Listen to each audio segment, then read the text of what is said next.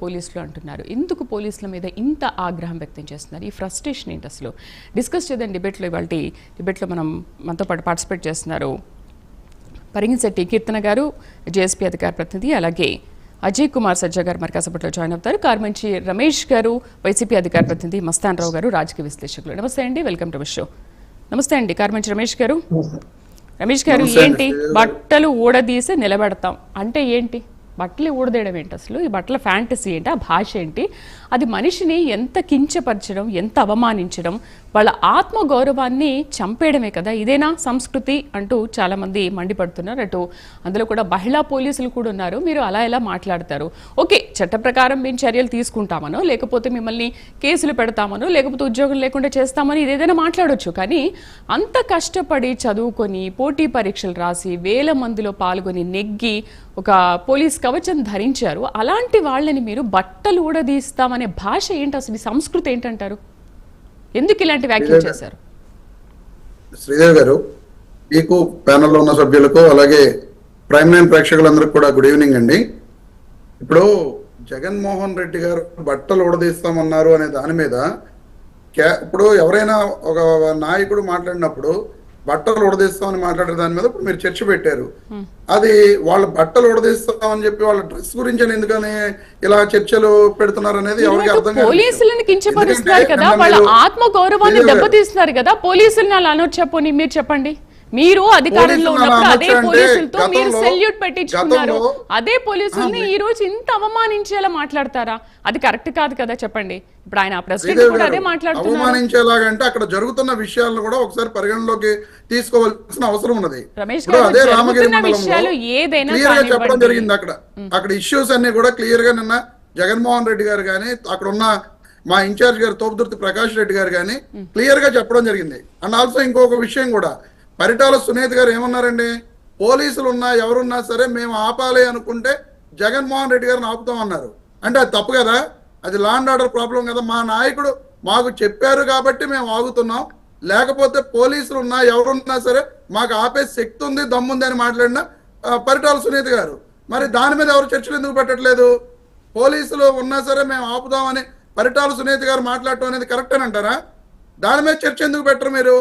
కేవలం జగన్మోహన్ రెడ్డి గారు బట్టలు ఉడదీస్తానన్నారు అనే ఒకే ఒక మాటను పట్టుకుని దాని మీద చర్చలు పెడుతున్నారు. ఆ చర్చ దాని మీద కూడా మనం మాట్లాడదాం. ఎందుకంటే జగన్మోహన్ రెడ్డి గారు ఏ కాంటెక్స్ట్ తో అన్నారు అనేది కూడా మీరు ఆ వాయిస్ ను విన్నారా మేడం గారు? లేకపోతే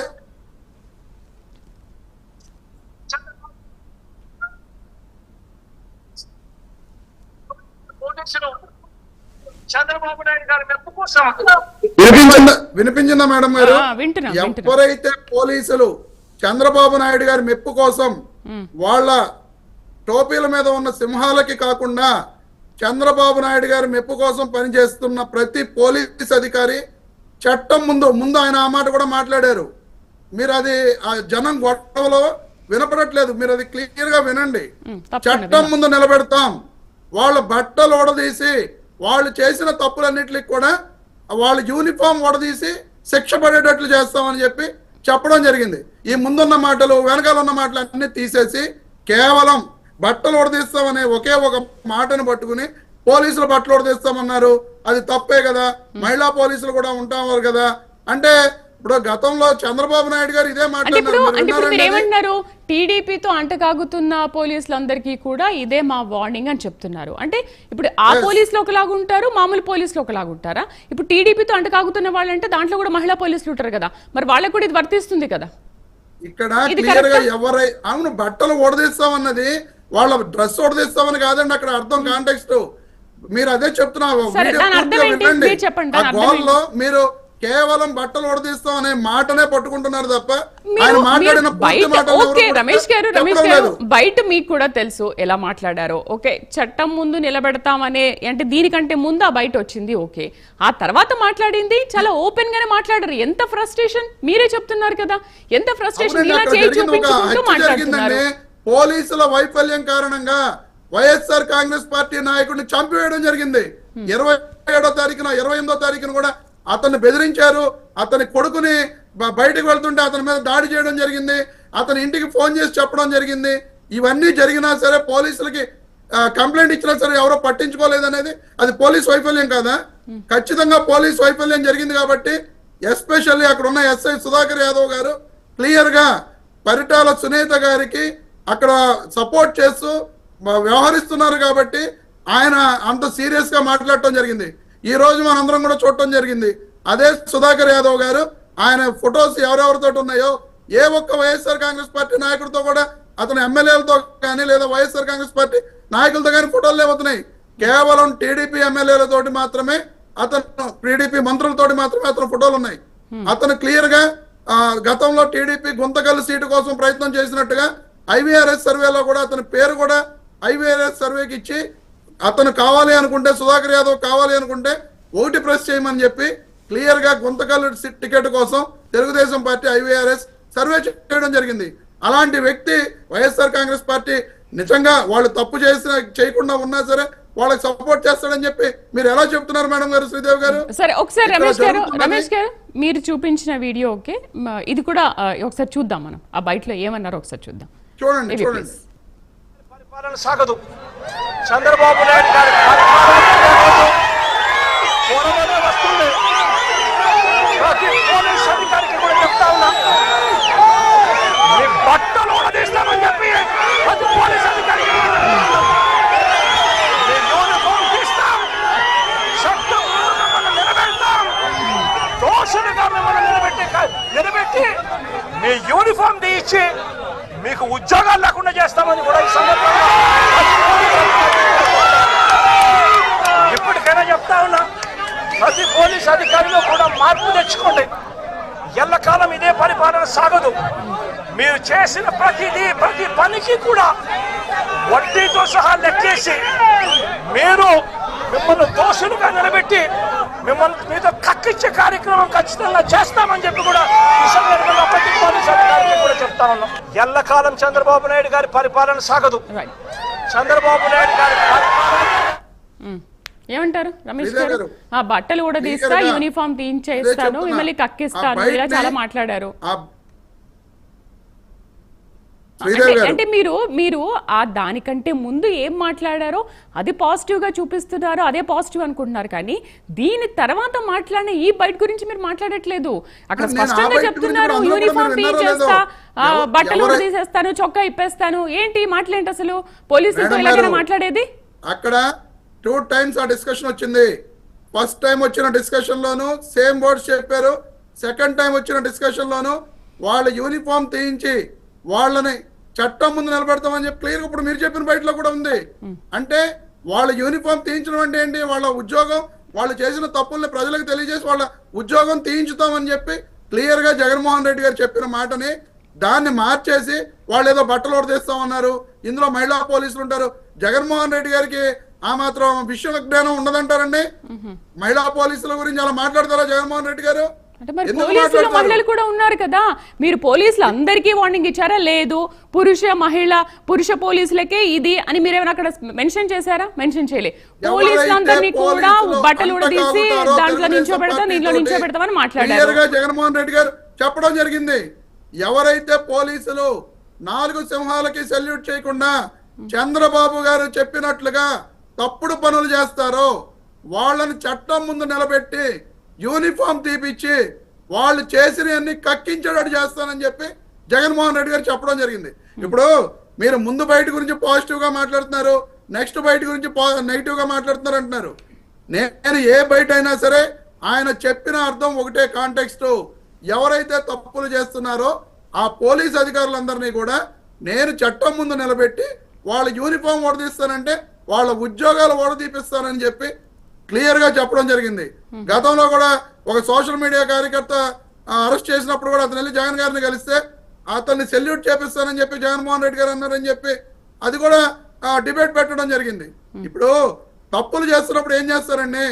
తప్పుడు కేసులు పెడుతూ సోషల్ మీడియాలో పెట్టని పోస్టర్లు కూడా మీరు ఎప్పుడో 5 ఏళ్ల క్రితం 6 ఏళ్ల క్రితం పెట్టిన పోస్టర్లు కూడా ఈ రోజు తీసుకొచ్చి ఎవరి మనోభావాలు దెబ్బతిన్నాయని చెప్పి అక్రమ కేసులు ఈ రోజు అధికారం ఉంది కదా అని చెప్పి కడుతుంటే ఎవరికైనా ఎలాగుంటుంది మేడం గారు చెప్పండి?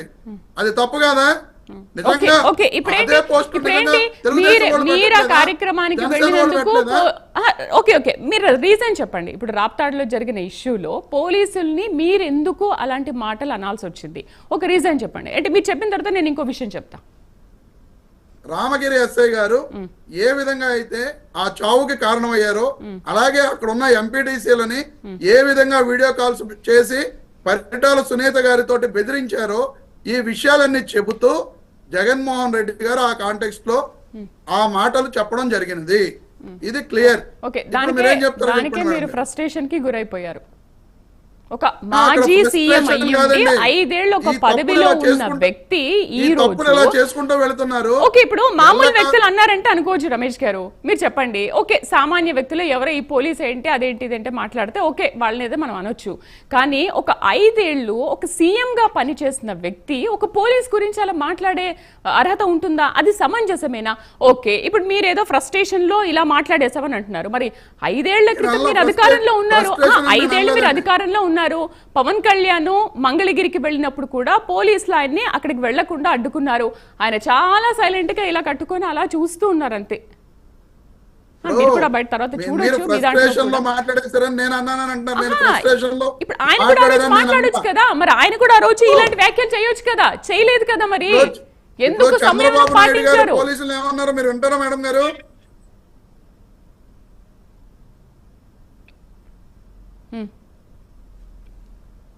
విన్నారా? ఎంత బూతులతోటి తెలుగుదేశం పార్టీ నాయకులు చంద్రబాబు నాయుడు గారు గాని అచ్చెన్నాయుడు గారు గాని లోకేష్ గారు గాని మాట్లాడితే చంద్రబాబు గారు మీలాగా బట్టలు ఊడదీస్తామని మాట్లాడలేదు. పెట్టిన దాఖలాలు లేవు. బట్టలు ఊడదీస్తామని మాట్లాడలేదు. వన్ సైడ్ మీరు మాట్లాడుతున్నారు. ఇలా ఉండొద్దు, మేము వచ్చాక మీకు పనిష్మెంట్ ఇస్తామని మాట్లాడారు. ఆ బయట చంద్రబాబు అదే మాట్లాడినట్టున్నారు కదా. మీలాగైతే బట్టలు ఊడదీస్తాము మీకు ఇంకేదో చేస్తామని మాట్లాడలేదు. బట్టలు ఊడదీస్తా, బట్టలు ఇప్పి తరిమిస్తా, వింటావా పారిపోతావా? మాకైతే వినిపించట్లేదు బయట, మీకైతే వినిపిస్తుంది. జాతకాన్ని కీర్తన గారితో మనం దత్తమన్నారా? మాట్లాడదాం ఒకసారి. కీర్తన గారు నమస్తే అండి. పనికి మాలిన వెధవల్లారా, నేరాలు ఘోరాలు చేసే దరిద్రులారా అని మాట్లాడారు చంద్రబాబు నాయుడు గారు. మరి ఆ రోజున ఇదే పోలీస్ సంఘాలు ఎందుకు మాట్లాడలేదు? ఇదే టీవీలో డిబేట్లు ఎందుకు పెట్టలేదు? మళ్ళీ వెంటనే రమేష్ గారు, what ever the thing is happened, మీరు అది పక్కన పెట్టేసి ఫస్ట్ ప్రభుత్వ ఉద్యోగులకి పొలిటీషియన్స్ కి సంబంధం ఏంటి? మీ టెన్యూర్ ప్రజలు మిమ్మల్ని ఎన్నుకుంటే ఉంటారు, లేదంటే వెళ్ళిపోతారు. ఒక 5 years ఉంటారు. ప్రభుత్వ ఉద్యోగులు అనే వాళ్ళు స్థిరంగా ఉండేది, వాళ్ళు ప్రజల కోసం పనిచేసే డిపార్ట్మెంట్ అది. అటువంటి డిపార్ట్మెంట్ లోకి మీరు ఇన్వాల్వ్ అయ్యి మీకు సెక్యూరిటీ 1200 మంది పైచులు కల్పించారని ఒక పక్క ఏడుస్తారు. కల్పించి మా బస్సులు ఆపేశారంటారు ఆయన శాసనసభ్యులు. ఒక పక్క ఏమో మా హెలికాప్టర్ దగ్గరికి మనుషులు వచ్చేసారు, మాకు భద్రత లోపం ఉంది అని మీరే అంటారు. పాపం డిపార్ట్మెంట్ వాళ్ళు ఏం హ్యాండిల్ చేయాలి? వాళ్ళ పని వాళ్ళు చేసుకుంటూ భార్యా బిడ్డలు సైతం పక్కన పెట్టి డ్యూటీకి వాళ్ళు పూర్తిగా అంకిత భావంతో వర్క్ చేసిన పోలీస్ డిపార్ట్మెంట్ పైన మీరు పడి ఏడుస్తూ బట్టలు కూడా తీసి కొడతానన్నా, బట్టలు కూడా తీస్తానన్నా, ఏదైనా ఏమన్నా మీరు అన్ని అక్కడ మహిళలు ఉంటారు, ప్లస్ మామూలుగా పార్టీలకు అతీతంగా పనిచేసే కార్యవర్గం కూడా ఉంటుంది. సో అటువంటి నిస్వార్థమైన పోలీస్ డిపార్ట్మెంట్ లో పనిచేసిన వాళ్ళని మీరు ఎందుకు టార్గెట్ చేసి మాట్లాడుతున్నారు? ఇది ఫస్ట్ టైం కూడా కాదు మీరు సమర్థించడానికి జగన్మోహన్ రెడ్డి గారు. గతంలో కూడా తిరుపతి ఎస్పీని సుబ్బరాయుడు గారిని సప్త సముద్రాలను దాటి ఉన్నా కూడా నేను లాక్కొని వచ్చి నేను అధికారంలోకి రాగానే నా దగ్గర వేసుకొని నేను ఇబ్బంది పెడతానన్నాడు. ఎందుకు ఆ రోజు సుబ్బరాయుడు గారిని అన్నారంటే, ఇక్కడ లడ్డు ఇష్యూ ఇదవుతా ఉంది, ఈయన వస్తే బాగా భక్తుల్లో ఒక విధమైన నెగిటివిటీ వచ్చి వాళ్ళు ఎక్కడ అడ్డుకొని ఏమైనా ఇబ్బందులు గురవుతుందేమో, లా అండ్ ఆర్డర్ పక్కదో పట్టే ఛాన్సెస్ ఉంటాయని ఈయన రావద్దని చెప్పినందుకు ఆయన టార్గెట్ చేశారు. ఇప్పుడు మీకు భద్రత కల్పించి మీరు వచ్చిన పని ఏంటో కూడా మీరు మర్చిపోయి ఏదేదో ప్రసంగం చేశాడు జగన్మోహన్ రెడ్డి గారు. నిజంగా మీకు మీ కార్యవర్గం పైన కానీ మీ పార్టీకి కోసం ప్రాణత్యాగాలు చేసిన వ్యక్తుల మీద మీకు అభిమానం ఉంటే అక్కడికి వచ్చి మీరు ఏం మాట్లాడాలి?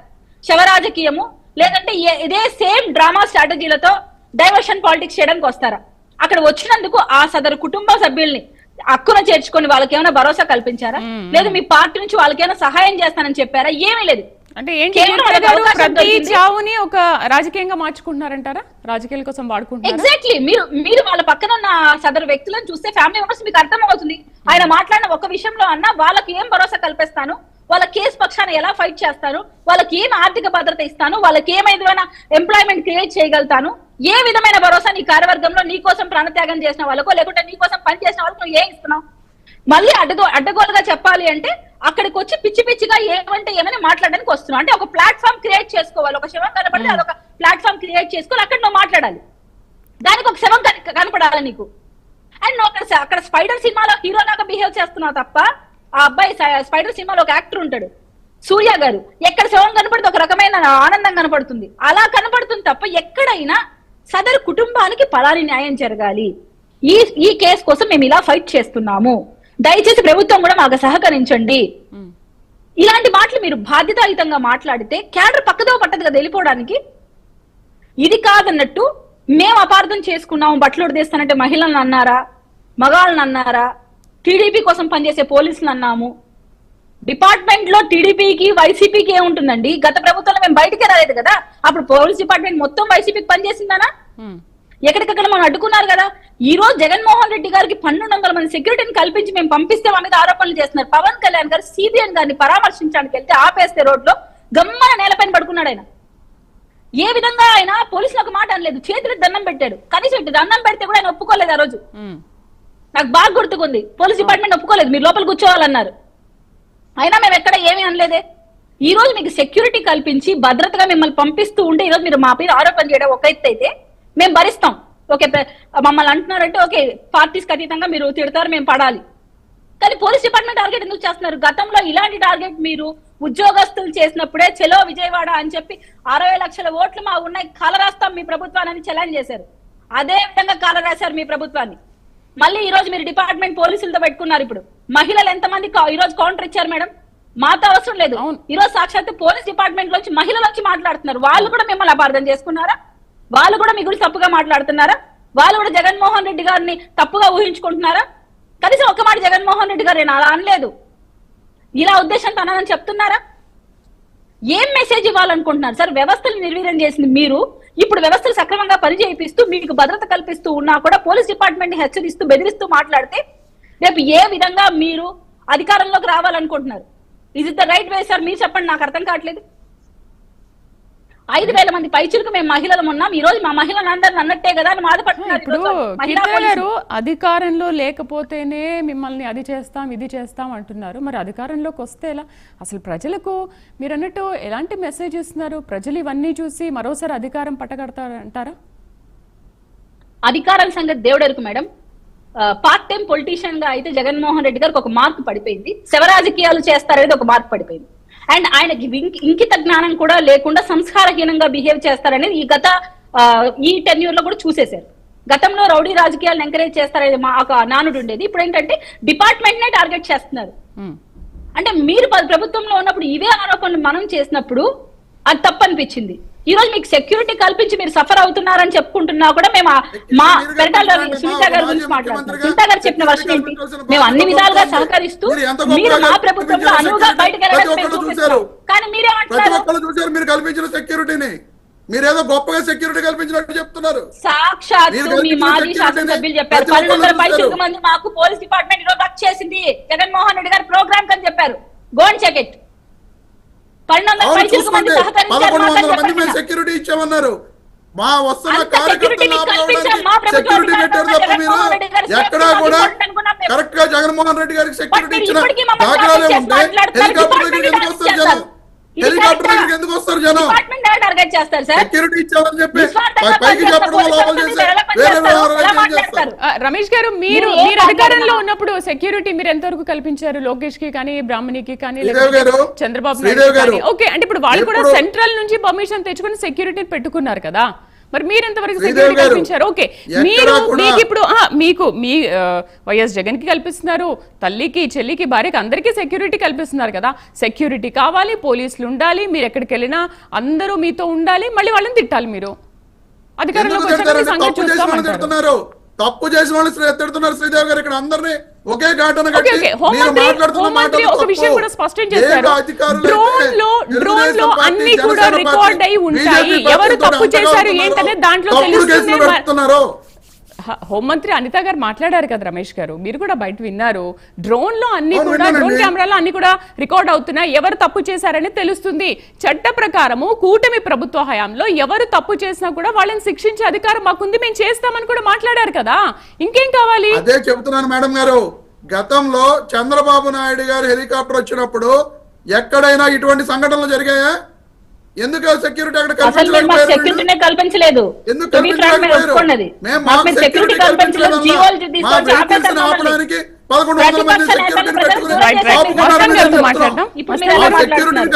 మీరు మాటలు ట్విస్ట్ చేయడం తెలుసు, ఎలా మాట్లాడాలో, మాటల్ని వంకరగా ఎలా మార్చాలో తెలుసు కాబట్టి మేము జీవోలు తెచ్చి మమ్మల్ని ఆపారా లేదా?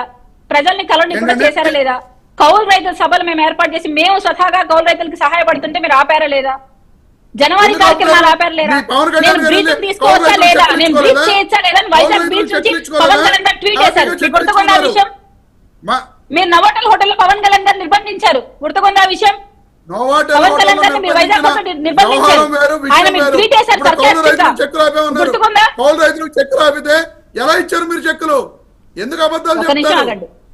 చెక్కులు కాదు, జనవాణి కార్యక్రమం అంటున్నాను. సమస్యలు తెలుసుకోవడం, వాటికి పరిష్కారం సూచించడం జనవాణి కార్యక్రమం. దాన్ని మీరు అడ్డుకున్నారు. దాన్ని మీరు అడ్డుకుంటే కౌలు రైతులకు చెక్కులు ఆపేమన్నారు. ఏ ఒక్క కౌలు రైతులకు చెక్కులు ఇస్తున్నప్పుడు మేము ఎక్కడ ఆపలేదు. ప్రజల్లోకి విషయం కన్వే చేయనివ్వండి. వైజాగ్ లో జరిగిన ఇష్యూ వాళ్ళు దాడి చేశారు కాబట్టి అక్కడ గొడవ జరిగే వ్యవహారం ఉంది కాబట్టి రేపొద్దున ఎందుకు గొడవలు జరుగుతాయి అని చెప్పి పవన్ కళ్యాణ్ గారిని ఆపడం జరిగింది తప్ప మీరేదో జనవాణి కార్యక్రమం నిర్వహిస్తే మాకేదో లాస్ వద్దని కాదు. అక్కడ కార్యక్రమం నిర్వహిస్తానంటే ఆపిన వ్యక్తి జగన్మోహన్ రెడ్డి. నవోటల్లో నిర్బంధించారు, ఆయన అరెస్ట్ చేశారు. ఆయన మళ్ళీ బీచ్ కెళ్ళి ఒక ట్వీట్ కూడా వేశారు, నేను బ్రీత్ అన్నా తీసుకోవచ్చా జగన్మోహన్ రెడ్డి గారు అని. సో అటువంటి నిరంకుశ పరిపాలన జగన్మోహన్ రెడ్డి గారు చేశారు. ఈ రోజు మేము అలా బిహేవ్ చేయట్లేదు. గతంలో కూడా మీరు ఎక్కడెక్కడ ఎవరెవరిని ఎలా ఇబ్బందులు పెడుతున్నారో ప్రతి ఒక్కళ్ళు చెప్పుకుంటున్నారు. మేము చెప్పకల్లా క్లియర్ గా ప్రతి ఒక్క వైఎస్ఆర్ కార్యకర్తలు కానీ దొంగ కేసులకి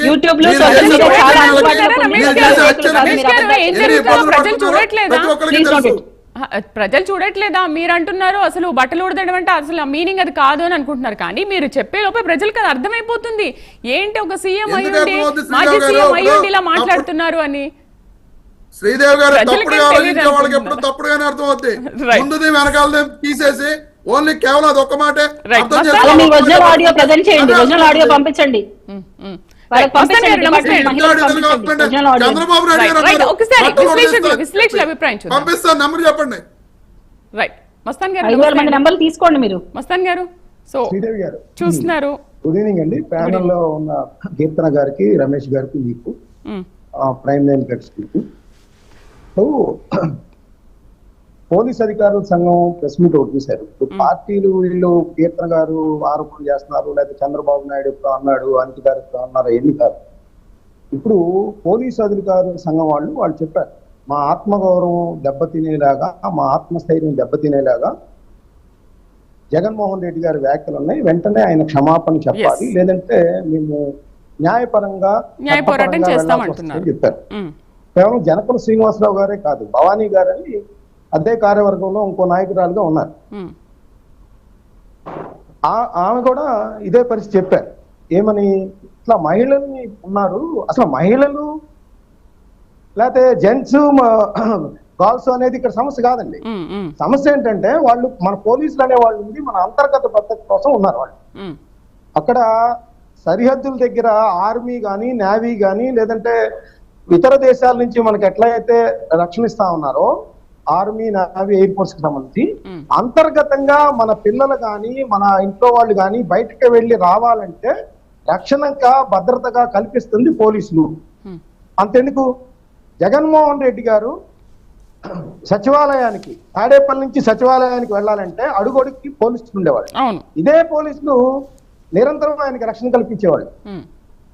ఆయన రాష్ట్రంలో ఏ మూలన పర్వాలు కట్టడం దగ్గర నుంచి, బ్యారికేడ్స్ కట్టడం దగ్గర నుంచి, ఆయన వస్తుంటే ఆశా వర్కర్లు, అంగన్వాడీ వర్కర్లు, ఉద్యోగులు, టీచర్లు ఎవరు నిరసన లేకుండా ఇళ్లలోనే నిర్బంధించిన వ్యక్తులు కూడా ఈ పోలీసులే. అంటే జగన్మోహన్ రెడ్డి గారి ప్రాణాలకి వాళ్ళ ప్రాణాలు అడ్డవేసి ఉంచిన విషయాన్ని జగన్మోహన్ రెడ్డి గారు మర్చిపోయారనేది ఇందాక పోలీస్ అధికారులు కొంతమందితో మాట్లాడినప్పుడు చెప్పారు. ఇదే పోలీస్ అధికారులు మేము ఆయన ప్రాణాలకి ఆయనకి థ్రెటనింగ్ ఉంటే చెట్లు కొట్టేసి పరదాలు కట్టి బ్యారికేడ్లు కట్టి ప్రతి అడుగున ఆ 5 సంవత్సరాలు కాచుకొని ఉన్నాం. ఎందుకంటే జగన్మోహన్ రెడ్డి గారికి వేరే థ్రెటనింగ్స్ కూడా ఉన్నాయి. ఆయన రాయలసీమ ప్రాంతానికి సంబంధించిన వ్యక్తి కాబట్టి ఇంటెలిజెన్స్ రిపోర్ట్స్ కూడా ఉన్నాయి, కేంద్ర ఇంటెలిజెన్స్ రిపోర్ట్స్ కూడా ఉన్నాయి.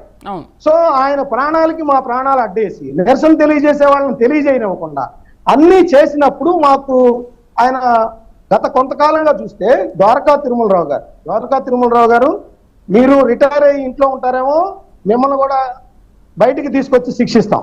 సుబ్బరాయుడు నువ్వు తెలంగాణలోకి వెళ్తావేమో, నిన్ను సప్త సముద్రాల అవతలున్నా కూడా తీసుకొచ్చి నీకు పనిష్ చేస్తాం. మళ్ళా పులివెందులు వెళ్ళినప్పుడు కూడా ఒక కార్యకర్త వచ్చి ఒక డిఎస్పీ నన్ను ఇట్లా స్టేషన్కి పిలిచాడు సంబంధం లేకపోయినా అంటే నీకు వాళ్ళతో సలాములు కొట్టిస్తాం. ఇవన్నీ కూడా జగన్మోహన్ రెడ్డి గారు ఇటీవల చేసిన కామెంట్స్. సో రీసెంట్ గా కూడా ఒక్కోసారి బట్టలు ఉడదీస్తామనే మాట కూడా వాడారు. నేను అనేది అంటే అసలు యూనిఫామ్, అసలు ఒక యూనిఫామ్ ధరించాలంటే వాళ్ళు ఇందాక చెప్తా ఉన్నారు, మేము పోటీ పరీక్షలు రాయాలి, అనేక కాంపిటీషన్లు ఎదుర్కోవాలి, అనేక దేహదారుణ్య పరీక్షలు ఎదుర్కోవాలని. ఇట్లాంటి పరీక్షలు ఈ రాజకీయ నాయకులకు ఉన్నాయా? అదే పోలీసులు కాండక్ట్ సర్టిఫికెట్ వాళ్ళు ఏమైనా కేసులు నమోదయ్యి ఉంటే వాళ్ళ ఉద్యోగానికి కూడా తీసుకోరు. ఇప్పుడు ఇదే జగన్మోహన్ రెడ్డి గారు కానీ ఇంకో రాజకీయ నాయకులు కానీ అదే కండిషన్ పెడితే అసలు ఇలా మాట్లాడగలరా? వీళ్ళు చట్టసభలో ఎన్ని కాగలరు?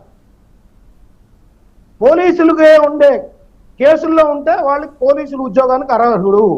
అదేవిధంగా ఇలా కేసులు కానీ క్రిమినల్ కేసులు కానీ మనీ లాండరింగ్ కేసులు కానీ ఉంటే వాళ్ళు ముఖ్యమంత్రిగా లేదంటే రాష్ట్రపతిగా ప్రధానమంత్రిగా వెళ్తానికి అనర్హులనే కండిషన్ పెడితే ఇలాంటి రాజకీయ నాయకులు ఎవరైనా మళ్ళీ ఎన్నికయ్యే అవకాశం ఉందా? నాట్ ఓన్లీ జగన్మోహన్ రెడ్డి గారు, ఎవరైతే పోలీసు ఆత్మస్థైర్యాన్ని దెబ్బతీస్తారో ఆయా పార్టీ నాయకులందరినీ అడుగుతున్నాను నేను. ఈ విధంగా మన అంతర్గత భద్రత కోసం వాళ్ళ పిల్లలను వదిలి యాక్చువల్ గా ప్రతి 100 మందికి 150 మందికి ఒక పోలీసు ఉండాలి మన రాష్ట్ర జనాభాకు అనుసరించి. ఇప్పుడు 1200 నుంచి 1500 మధ్య ఒక పోలీసు ఉంటా ఉన్నారు. అంటే వాళ్ళ యొక్క విధులు ఏ విధంగా నిర్వహిస్తున్నారు? వాళ్ళకి 8 గంటల పనిలాగా ఉండవు. లేకపోతే జగన్మోహన్ రెడ్డి గారు 10కి వచ్చి ఈవినింగ్ 6కి వెళ్ళిపోతారు. తర్వాత ఆయన ఎక్కడా కూడా ముఖ్యమంత్రిగా కూడా ఎక్కడ సెక్రటరియట్ కూడా వెళ్ళలేదు ఆయన. పోలీసులు మాత్రం 24 గంటలు పనిచేయాల్సిన పరిస్థితి ఉంది. ఎందుకంటే షిఫ్ట్ సిస్టమ్ తెచ్చారన్నారు, గతంలో వీక్లీ ఆఫ్ ఇస్తా ఉన్నారు, అవేమీ అమలు కావట్లేదు. సో మరి పోలీసులకు ఎంత ప్రెస్టేషన్ ఉంటుంది?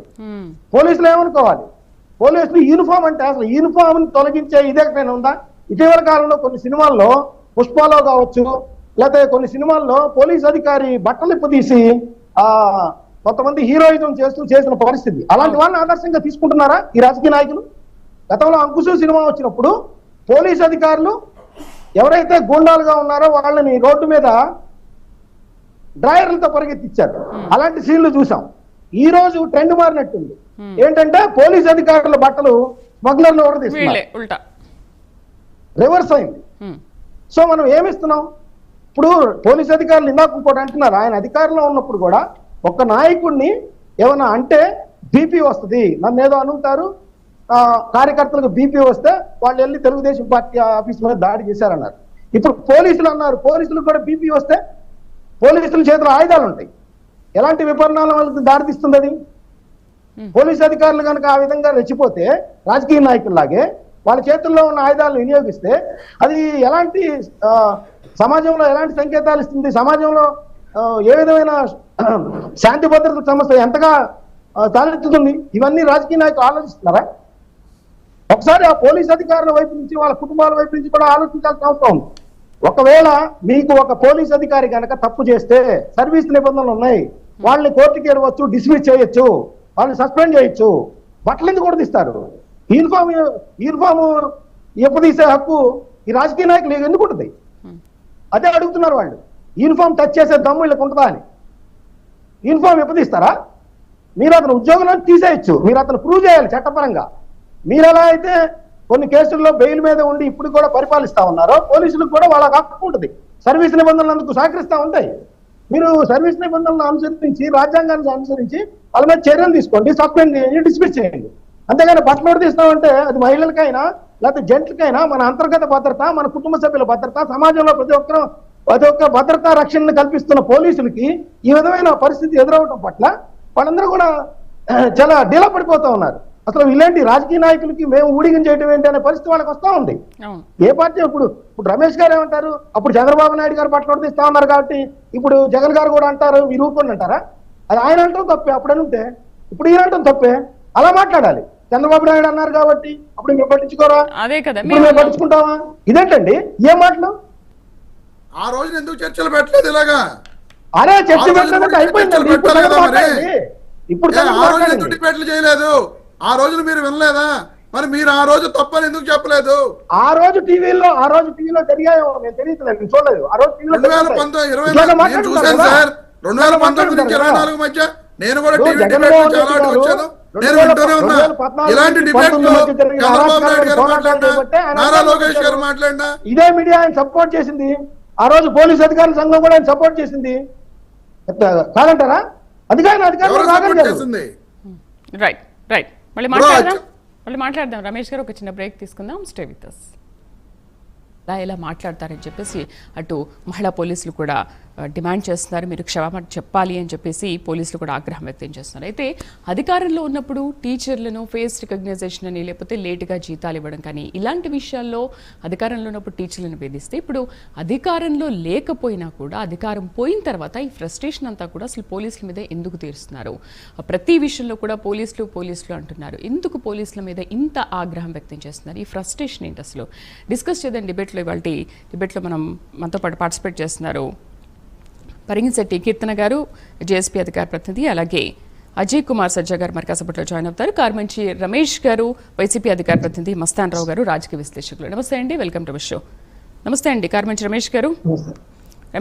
ఏంటి బట్టలు ఊడదీసి నిలబెడతాం అంటే ఏంటి? బట్టలు ఊడదేయడం ఏంటి అసలు? ఈ బట్టల ఫ్యాంటసీ ఏంటి? ఆ భాష ఏంటి?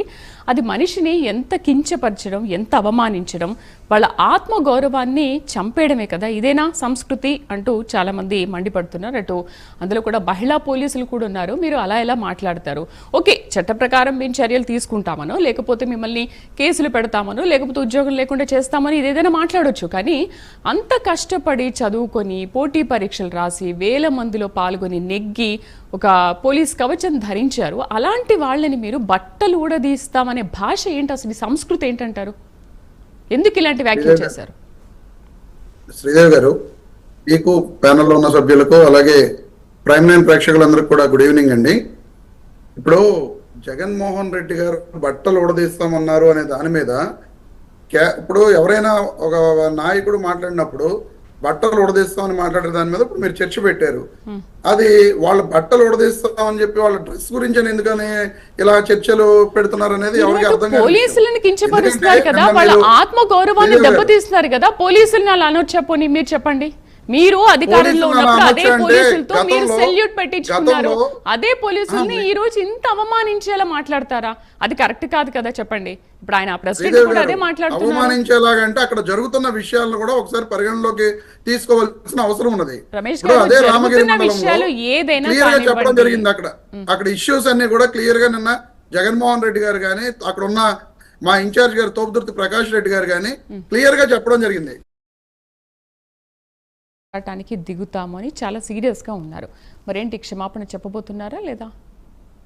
ఖచ్చితంగా క్షమాపణ ఎందుకు చెప్తారు మేడం గారు? ఇప్పుడు ఎవరైతే తప్పులు చేస్తున్నారో ఆ పోలీసులను జగన్మోహన్ రెడ్డి గారు అన్నారు తప్ప, అందులో కూడా అన్నది వాళ్ళ యొక్క ఉద్యోగాలు ఊడదీపిస్తామని చెప్పి చెప్పడం జరిగింది తప్ప, వాళ్ళని ఏదో వల్గర్ గా మాట్లాడటమో బట్టలు ఊడదీస్తామని అంటే మామూలు డ్రెస్ ఊడదీస్తామనే విధానంలో ఆయన మాట్లాడాలి. దానికి ఎందుకు క్షమాపణ చెప్తారు? ఎందుకు? ఖచ్చితంగా వాళ్ళు కోర్టుకు వెళ్తే న్యాయపరంగా మేము ఎదుర్కొంటాం, న్యాయపరంగానే దాంట్లో కోర్టులో తేల్చుకుంటాం, అంతే తప్ప క్షమాపణ ఎందుకు చెబుతామండి? ఇప్పుడు వాళ్ళు చేసే తప్పుల్ని మాత్రం వాళ్ళు చెప్పరు.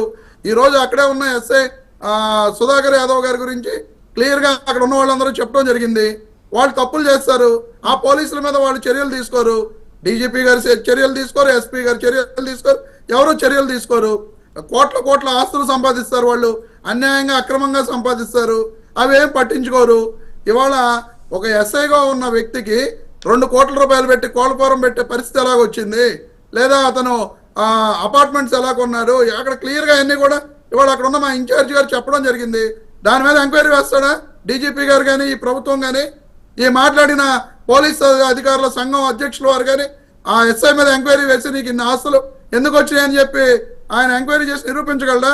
అలాంటి ఏమీ మాట్లాడరు ఈ పోలీస్ ఎవరి ఆస్తుల సంఘం మీద వారు. ఎంక్వైరీ ఎందుకు చేస్తారు రమేష్ గారు? వాళ్ళ అంటే వారసత్వంగా వచ్చిన ఆస్తి ఉండొచ్చు, వాళ్ళు సంపాదించుకున్న ఆస్తి ఉండొచ్చు, కేవలం దీంట్లో మాత్రమే సంపాదించుకున్నారు ఎందుకు అనుకుంటాం మనము? ఆస్తుల అక్రమంగా సంపాదించిన ఆస్తుల అనేది ఎంక్వైరీ చేయండి, తప్పే ఉంది. ఇప్పుడు అక్కడ ఒక ఎలిగేషన్ వచ్చింది కదా, అక్కడ ఒక ఎస్ఐ గారి మీద, సుధాకర్ యాదవ్ అనే ఎస్ఐ గారి మీద ఒక ఎలిగేషన్ వచ్చింది. ఏది ఏమైనా మీరు చేసింది, మీరు మాట్లాడింది తప్పు కాదు అంటారు. అప్పుడు ఆయన మాట్లాడారు, ఇప్పుడు మేము మాట్లాడుతున్నాము. అప్పుడు ఎందుకు డిబేట్లు పెట్టారు? అప్పుడు కూడా డిబేట్లు పెట్టారు, ఆయన మాట్లాడారు.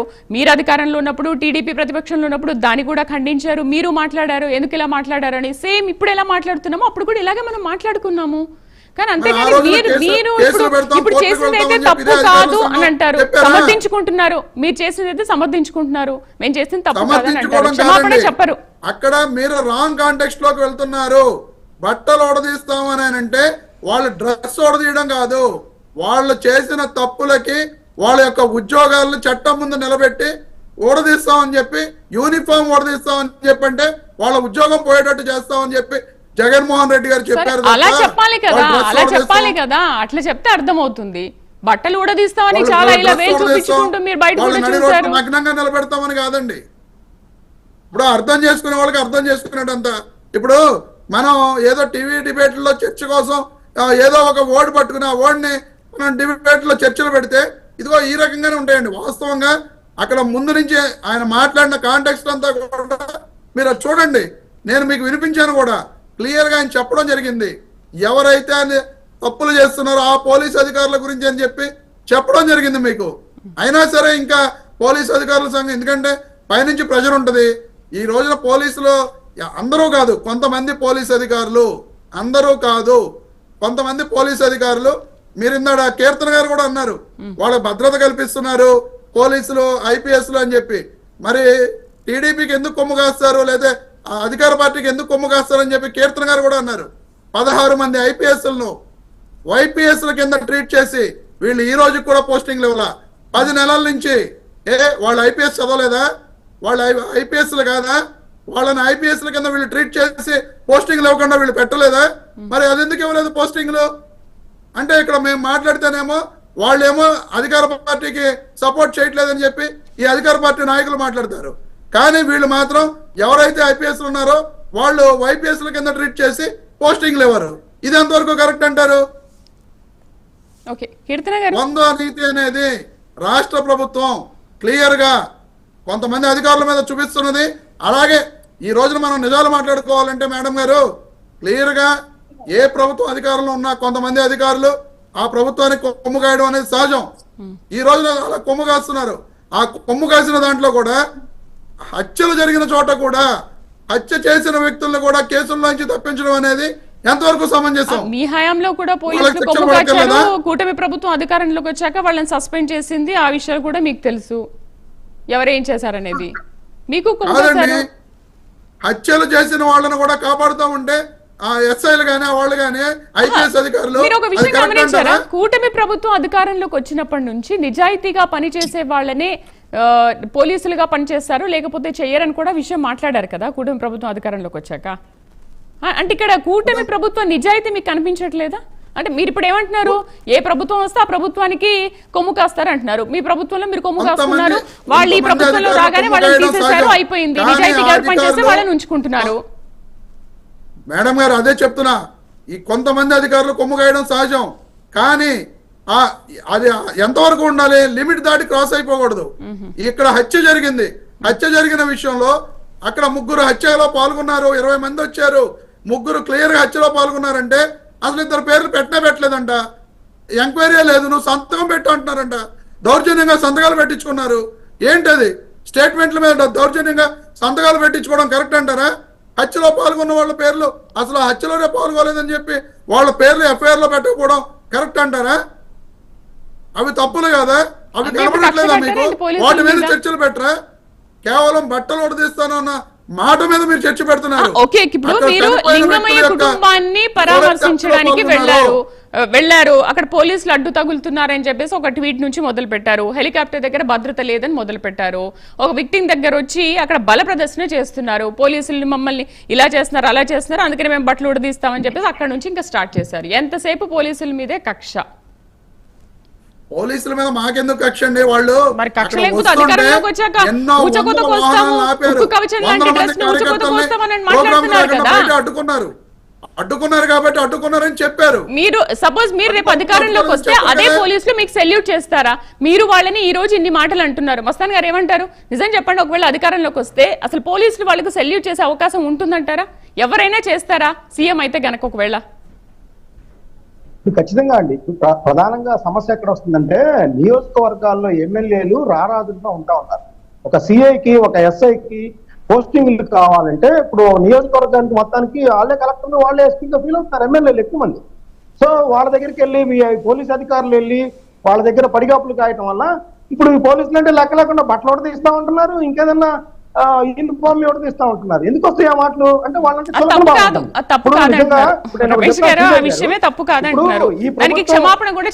శ్రీదేవి గారు ఒక నిమిషం ఇప్పుడు ఈ ప్రభుత్వం వచ్చిన తర్వాత 5 పోలీస్ అధికారులు సస్పెండ్ అయ్యారు. చట్టబద్ధంగా చర్యలు తీసుకుంటేనే జత్వానీ కేసులో 3, అదేవిధంగా సునీల్ కుమార్ గారు ఒక కేసులోను, అదేవిధంగా సంజయ్ గారు ఐపీఎస్ ఒక కేసులోను మార్గదర్శికి సంబంధించి దర్యాప్తు చేశారు. ఆయన గతంలో వేరే ఎలిగేషన్స్ వచ్చాయి. అలాగే జాషువా గారి మీద ఏసీబీ కేసు నమోదైంది. అంటే దాదాపు 6 ఐపీఎస్ మీద చట్టపరంగా ఆయన బట్టలు తీయలేదు, యూనిఫామ్లు తీయలేదు. వాళ్ళు చట్టపరంగా ఏదైతే ఉన్నాయో ఆ కేసులు పెట్టారు, వాళ్ళు ఎదుర్కొంటా ఉన్నారు, చట్టపరంగా ఎదుర్కొంటా ఉన్నారు, వాళ్ళు ముందస్తు బెయిల్ పొందుతా ఉన్నారు, రక్షణ పొందుతా ఉన్నారు. ఇప్పుడు ఇక్కడ ఏమొస్తుందంటే పరిస్థితి, ఇప్పుడు మన ఇంట్లో మన ఆడవాళ్ళ దగ్గరికి ఎవరైనా వచ్చి బట్టలు ఉడదీస్తా ఉంటే ఎవరైనా ఊరుకుంటారా? ఊరుకోరు. మగవాళ్ళనైనా సరే బట్టలు ఉడదీస్తా ఉంటే ఊరుకుంటాం. మనం ఊరుకుంటారు. ఒక రోడ్డు మీద వెళ్తున్నప్పుడు ఏదో ఒక వెహికల్ తగులుతాడు, ఏదో నువ్వు ఎందుకు దగ్గర నా బట్టలు ఉడదీస్తానంటే ఒప్పుకుంటారా? వాడు కేసు పెట్టచ్చు, లేకపోతే చేయి చేసుకోవచ్చు. ఈ బట్టలు ఉడదీయటం ఏంటండి బాబు? ఈ బట్టలు ఉడదీయటం అనే దాని మీదే ఆ లాంగ్వేజ్ మార్చుకోమని వాళ్ళు విజ్ఞప్తి చేస్తా ఉన్నారు. వాళ్ళు అదే అడుగుతా ఉన్నారు. అట్లాంటి మాటలు మాట్లాడద్దండి, మేము నిత్యం ఈ ప్రాణాల కోసం మా ప్రాణాలను అడ్డేసి కాపాడుతున్నాము, ఎవరో కొంతమంది చేస్తుంటే వాళ్ళ మీద మాట్లాడచ్చు, కానీ ఇట్లా కూడా మాట్లాడకూడదు. వాళ్ళ మీద యాక్షన్ తీసుకోవాలి. వాళ్ళ సర్వీస్ రికార్డు నుంచి వాళ్ళ సర్వీస్ నుంచి తొలగించచ్చు, డిస్మిస్ చేయొచ్చు, ఉద్యోగాలు ట్రాన్స్ఫర్ చేయొచ్చు, పనిష్మెంట్ ఉంటాయి. అనేక రకాల పనిష్మెంట్ ఇచ్చింది ఇదే రాజ్యాంగం ఇచ్చింది. ఈ రాజ్యాంగంలో ఎక్కడ కూడా బట్టలు ఉడదీయమని కానీ యూనిఫామ్ తీసేయమని కానీ ఎక్కడ చెప్పలేదు అంబేద్కర్ గారు రాజ్యాంగం.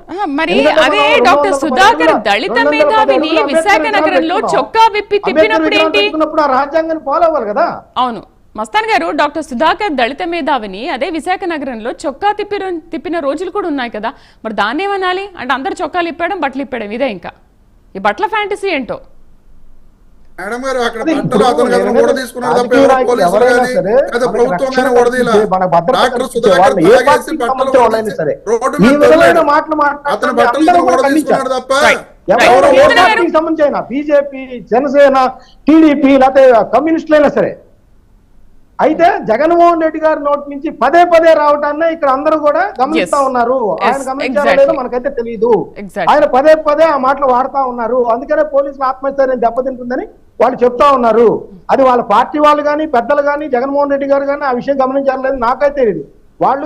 వాళ్ళు ప్రస్తుతం వాళ్ళు బలహీనపడి ఉన్నారు. వాళ్ళ కార్యకర్తలకు భరోసా కావాలి కదా అని చెప్పేసి రక్షణ కల్పించే పోలీసుల మీద వ్యాఖ్యానాలు పదే చేయటం వల్ల వాళ్ళ కార్యకర్తల్లో ఏమైనా మెప్పు పొందొచ్చేమో కానీ ప్రజల్లో చులకనైపోతారు. ఆ విషయం గమనించాలి. పోలీసుల్లో చులకనైపోతారు. పైగా పోలీసుల్లో ఇంట్రెస్ట్ వస్తుంది. కీర్తన గారు, కేవలం ఒక గలాటా సృష్టించడానికే వైసీపీ నేతలు రెడీ అవుతున్నారా? గొడ్డల కత్తి అంటారు, కోడి కత్తి అంటారు, గులకరాయి అంటారు, ఇప్పుడు హెలికాప్టర్, ఇలా ఎన్ని? ఇక్కడ మెయిన్ థింగ్ ఏంటంటే ప్రాబ్లం మాకు ఆన్సర్ చేయమని కాదు, పోలీస్ డిపార్ట్మెంట్ కి ఆన్సర్ చేయండి. పోలీస్ డిపార్ట్మెంట్ లో మిమ్మల్ని ఎవరో మిస్అండర్స్టాండ్ చేసిన వాళ్ళ గురించి మాత్రమే ఆన్సర్ చేయాలి. క్షమాపణ చెప్పరంట, న్యాయ పోరాటం ఏదైనా చేస్తే ఎదుర్కొంటారంట, క్షమాపణ అయితే చెప్పరంట. ఎందుకంటే ఇప్పుడు ఆయన మాట్లాడేది ఏంటి, మీరు ఈ విషయాన్ని హైలైట్ చేస్తున్నారు అంటే మీడియా మొత్తం కూడా ఆయన ఫ్రస్ట్రేషన్ లో మాట్లాడిన మాటల్ని హైలైట్ చేస్తుంది. మరి ఇప్పుడు అదే హైలైట్ అవుతుంది కదా. హైలైట్ చేస్తున్నారని అంటే మరి అదే హైలైట్ గా మాట్లాడారు ఆ విషయాన్ని. గతంలో కూడా ఎలాగే హైలైట్ చేస్తుంటే చంద్రబాబు నాయుడు గారు మాట్లాడినప్పుడు అచ్చెన్నాయుడు గారు అయితే బూతులతోటి మాట్లాడారు. 500 మంది పోలీసులు డాష్ తినడానికి వచ్చారా అన్నారు. సంస్కారం ఉంది కాబట్టి నాకు ఆ వీడియోని ఇక్కడ చూపించలేకపోతున్నా. అలాంటి మాట్లాడినప్పుడు ఈ పోలీస్ అధికారులు ఏమైపోయారు? ఆ రోజు ఎందుకు సుమోటోగా కేసులు నమోదు చేయలేదు? ఆ రోజు ఎందుకు ఎవరైతే మీ వైసీపీ ప్రభుత్వంలో అధికార మతంతో ఉన్నారో చాలా మంది మీరు మాట్లాడండి. సో మనం వాళ్ళని చూసి వాపోవాల్సిన అవసరం లేదు. మీ ప్రభుత్వంలో కూడా ఇలాంటి మాటలు చాలా మంది పొలిటీషియన్స్ మీ వాళ్ళు అహంకారపూరితంగా మాట్లాడి ఉన్నారు. అది గుర్తుపెట్టుకోండి. ఇక్కడ ఫైట్ చేస్తున్నది మేం కాదు, డిపార్ట్మెంట్ వాళ్ళ సంఘాలు ఏవైతే ఉన్నాయో వాళ్ళు మీ మాటల కోసం ఫైట్ చేస్తున్నారు. మహిళలు హర్ట్ అయ్యారు. 5,000 మంది పోలీస్ డిపార్ట్మెంట్ లో ఎవరు రక్ చేస్తున్నారో వాళ్ళు హర్ట్ అయ్యారు. వాళ్ళకి మీరు ఆన్సరబుల్ గా ఉండాలి. లేదంటే 11 సీట్లు వచ్చాయి, ఈసారి 11 కూడా పోతాయి. అదొకటే మేము చెప్పగలుగుతాం. అప్పుడు చలో విజయవాడ అన్నప్పుడు స్ట్రైక్ చేస్తున్నారు ఆలోచించుకున్నామని. ఇప్పుడు మళ్ళీ పోలీస్ డిపార్ట్మెంట్ మేము స్ట్రైక్ చేస్తుంది. మీరు గుర్తుపెట్టుకోవాలి, 11కు పతనం అవుతారా లేదంటే ఆ 11 కాపాడుకునే ప్రయత్నం చేస్తారు. అది మీది. నేను సలహాలు దానికైతే ఎవరు లేరు ఇక్కడ. సెకండ్ థింగ్, అప్పటి నుంచి కేసులో మేము ఇంకొంతమందిని ఇన్వాల్వ్ చేయమంటే చేయట్లేదు అని మీరు హత్య జరిగిన సంఘటన స్థలంలో వాళ్ళ అబ్బాయి ఉన్నాడు. వాళ్ళ అబ్బాయి చెప్పాడు ఇన్వాల్వ్ చేయమని. మేము చెప్పట్లా. కీర్తన గారు రిటైర్డ్ ఎస్పీ మనకు ఫోన్ లైన్ అందుబాటులో ఉన్నారు, ఆయనతో మాట్లాడదాం. కృష్ణారావు గారు, నమస్తే. కృష్ణారావు